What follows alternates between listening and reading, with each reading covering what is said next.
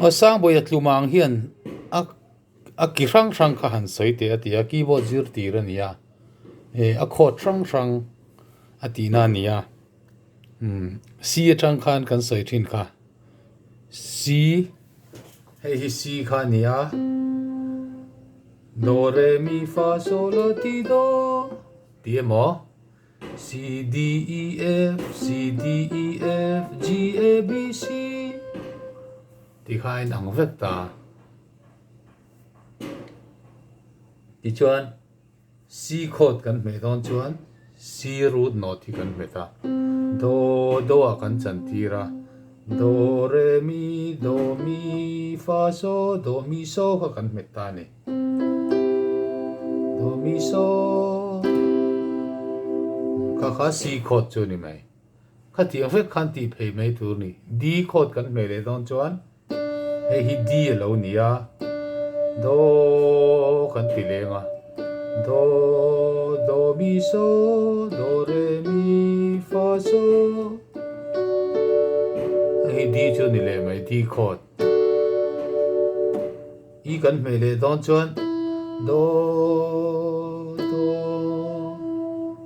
do mi so ti khan ti zel mai tur ni F G A B C ti khan do C D E F G A B C C B A G F E D C kha ni mai kha a chord zong chu ni mai C chu ti khan D chu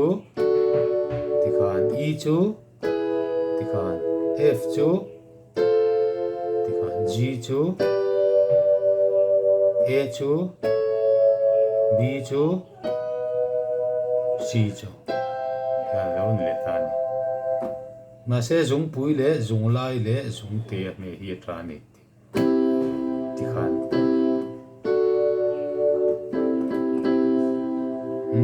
ti chuan a tonic sol fa zo in han sei la do mi so kan ti kha do mi so a mi lai ta ka hi a lai a hi do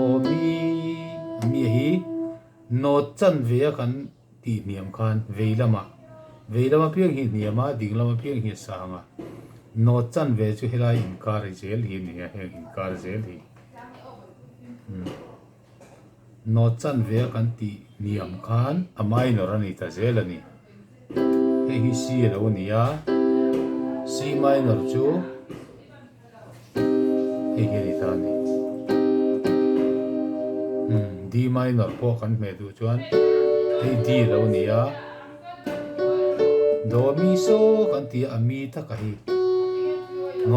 not chan ven kan ti niam anga ta hian he D minor ni ta ni he E minor F minor G minor A minor B minor C minor ti khan mi ta fek mai chuan a lai kan ti kha C a kan zai chuan a lai chu A minor lo ni a do mi so kan ti kha a so thunga hi note khatin kan ti sanga hei le hei hi note khatani hei hi note chan ve note khatin kan ti san chuan hei C ania a lai chu hei hi lo ni ta ni D a kan zai chuan D nia hei a lai chu hei lo ni E chu hei i lo nia a lai chu he ta tanga not khat chu hei hi ni lo hi i a chuan hei hi lai ni te e fa chuan hei lai nia g a chuan hei g lai nia e a chuan hei e lai lo ni le a